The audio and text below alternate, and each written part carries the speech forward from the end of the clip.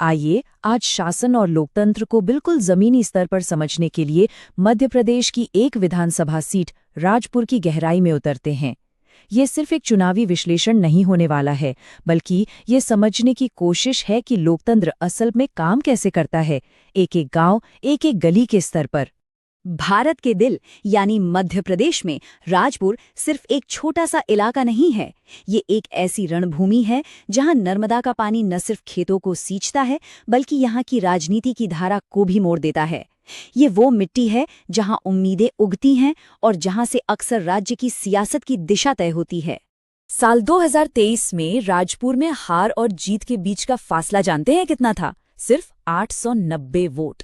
सोचिए, 890 ये कोई बड़ा नंबर नहीं है। ये शायद कुछ मोहल्लों या एक दो गांवों के वोट होंगे। जब अंतर इतना कम हो तो ये सिर्फ एक चुनावी नतीजा नहीं रह जाता, ये एक सीधा संकेत बन जाता है कि यहाँ हर एक आवाज, हर एक मुद्दा और डाला गया हर एक वोट कितनी ज्यादा अहमियत रखता है।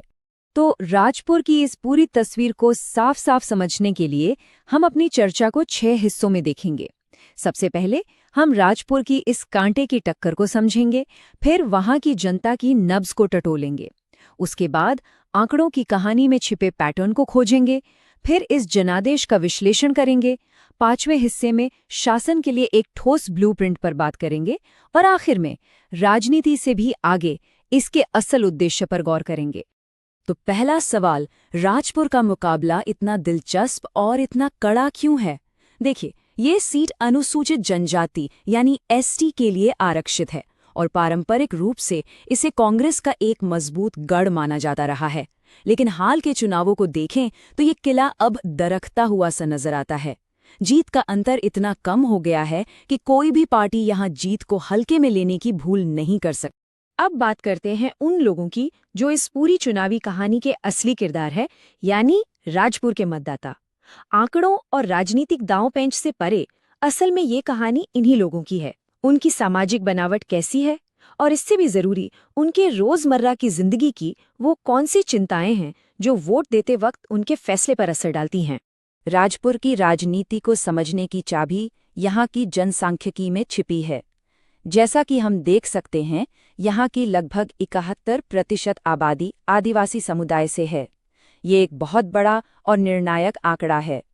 इसके अलावा करीब 5% अनुसूचित जाति के लोग हैं और बाकी 24% में अन्य समुदाय आते हैं, जिनमें पाटीदार और कुशवाहा जैसे ओबीसी समाज की भी अहम भूमिका है। यही सामाजिक ताना-बाना यहाँ की राजनीति की जमीन तैयार करता है। लेकिन सिर्फ पहचान की राजनीति से पूरी कहानी समझ नहीं आती। असली कहानी तो इन समुदायों के सामने खड़े सवालों और समस्याओं में है। सबसे बड़ा मुद्दा है कृषि संकट। किसान मेहनत करता है पर फसल का सही दाम नहीं मिलता। दूसरा बड़ा दर्द है युवाओं की बेरोजगारी। गांवों में सड़कों और बिजली जैसी बुनियादी सुविधाओं की कमी आज भी एक हकीकत है। स्वास्थ्य और शिक्षा के ढांचे में भी कई कमियां हैं और सरकारी योजनाओं का लाभ वो अक्सर सही समय पर सही लोगों तक पहुंच ही नहीं पाता। ये वो जमीनी मुद्दे हैं जो लोगों के आत्मसम्मान और उनकी गरिमा से सीधे जुड़े हैं, और यही वो मुद्दे हैं जो किसी भी नेता का भविष्य तय करते हैं। चलिए अब जरा आंकड़ों की दुनिया में चलते हैं, क्योंकि आंकड़े सिर्फ बेजान संख्याएं नहीं होते। अगर आप गौर से देखें तो वे समय के साथ बदलते हुए रुझानों, जनता के बदलते मूड और एक क्षेत्र की पूरी राजनीतिक यात्रा की कहानी सुनाते हैं। राजपुर का चुनावी इतिहास हमें बहुत कुछ बताता है, खासकर ये कि यहाँ वफादारी अब किसी पार्टी की नहीं बल्कि मुद्दों की होती जा रही है। अगर आप इन पिछले 7 चुनावों के नतीजों को देखें तो एक दिलचस्प कहानी सामने आती है। 1993 और 98 में कांग्रेस ने आराम से जीत हासिल की, लेकिन फिर 2003 में एक बड़ी बीजेपी की लहर आई जिसने लगभग 59% वोट हासिल किए। ये एक बड़ा बदलाव था। फिर 2013 में कांग्रेस ने वापसी तो की, लेकिन असली कहानी शुरू होती है 2018 और 2023 में, जहां मुकाबला इतना करीबी हो गया कि फैसला महज कुछ 100 वोटों पर आकर टिक गया। इससे एक बात साफ है, राजपुर की जनता अब किसी एक पार्टी से बंधकर नहीं रहती। वो हर चुनाव में अपना फैसला दोबारा लिखती है। इन नतीजों के साथ साथ एक और बहुत ही जरूरी ट्रेंड है, और वो है मतदाताओं की बढ़ती हुई भागीदारी।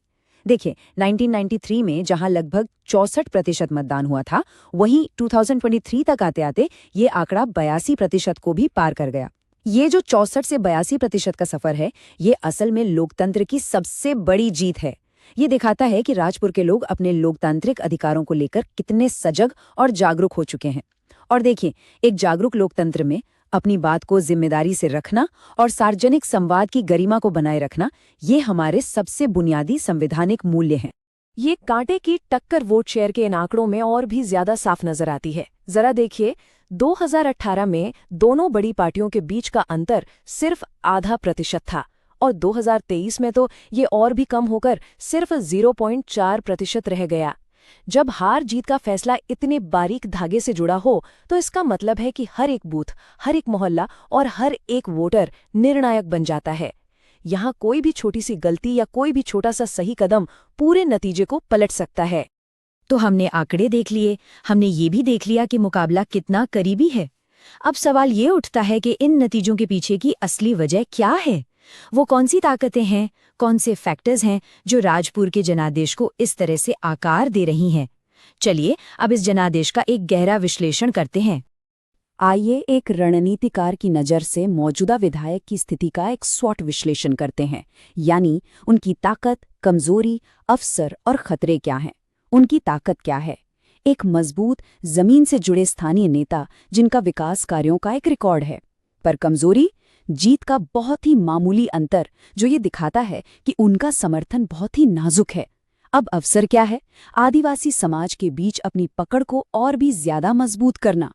और सबसे बड़ा खतरा? राज्य में दूसरी पार्टी की सरकार का होना और ओबीसी वोटों का एक तरफा झुकाव। ये विश्लेषण हमें उस राजनीतिक बिसात को समझने में मदद करता है जिस पर यह सारा खेल खेला जा रहा है। तो अब तक हमने समस्या को समझा, उसके अलग अलग पहलुओं का विश्लेषण भी किया। अब समाधान की ओर बढ़ते हैं। यहाँ बात सिर्फ अगला चुनाव जीतने की नहीं है, बल्कि एक ऐसी रणनीति बनाने की है जिससे प्रभावी शासन दिया जा सके और लोगों का भरोसा लंबे समय तक कायम रखा जा सके। हम इसे चतुर्मुख सिद्धांत कहते हैं, यानी एक चौतरफा रणनीति। इस सिद्धांत के 4 मजबूत स्तंभ हैं। पहला है चुनावी स्तंभ, यानी बूथ स्तर पर हर एक वोटर तक पहुंचना, उनकी समस्याओं को सुनना और उनसे सीधा संपर्क बनाना। दूसरा है संगठनात्मक स्तंभ, पार्टी के ढांचे और कार्यकर्ताओं को इतना मजबूत बनाना कि वे सरकार और जनता के बीच एक भरोसेमंद पुल का काम कर सकें। तीसरा और बेहद जरूरी, नैरेटिव स्तंभ, यानी गरीबों और आदिवासियों के हक में एक ऐसी मजबूत कहानी गढ़ना जो उनके कृषि संकट और बेरोजगारी जैसे असल मुद्दों को सीधे संबोधित करे। और चौथा स्तंभ है संसाधन, यानी डिजिटल और स्थानीय मीडिया जैसे सही मंचों पर संसाधनों का सही और असरदार तरीके से इस्तेमाल करना। और हाँ, इस पूरी प्रक्रिया में, खासकर डिजिटल कम्युनिकेशन में, लोगों की निजता और उनकी सहमति का सम्मान करना सबसे जरूरी है, जैसा कि भारत के डीपीडीपी कानून में भी साफ तौर पर कहा गया है। अब हम अपनी इस चर्चा के अंतिम चरण में हैं। राजपुर की इस केस स्टडी से हम बड़े स्तर पर क्या सीख सकते हैं? वो कौन से सबक हैं जो पूरे देश की राजनीति और शासन के लिए मायने रखते हैं? क्योंकि इसका मकसद सिर्फ एक सीट का विश्लेषण करना नहीं है, बल्कि राजनीति से परे शासन के असली उद्देश्य को समझना है। ये एक वाक्य इस पूरी बातचीत का सार है। प्रभावी शासन की शुरुआत लोगों की असली जरूरतों को समझने से होती है, एक एक गांव और एक एक शिकायत पर ध्यान देने से होती है। राजपुर का मामला हमें यही दिखाता है कि आज की राजनीति में सफलता के लिए 2 चीजें चाहिए। एक तरफ आंकड़ों का ठंडा सटीक विश्लेषण और दूसरी तरफ लोगों के साथ एक सच्चा, गर्मजोशी से भरा मानवीय जुड़ाव। और आखिर में मैं आपके सामने एक सवाल छोड़कर जा रहा हूं। जब किसी चुनाव का फैसला 1000 से भी कम वोटों के अंतर से होता है, तो क्या इसका ये मतलब है कि आखिरकार हर एक आवाज को सुना जाता है, या फिर ये सिर्फ राजनीतिक अनिश्चितता का एक और दौर है? इस पर सोचिएगा जरूर। If you want to become a people-centric leader and uplift your constituency, get in touch with blueprintstrategies.ai at mgr@blueprintstrategies.ai or call 080-420-41602. Purpose Beyond Politics.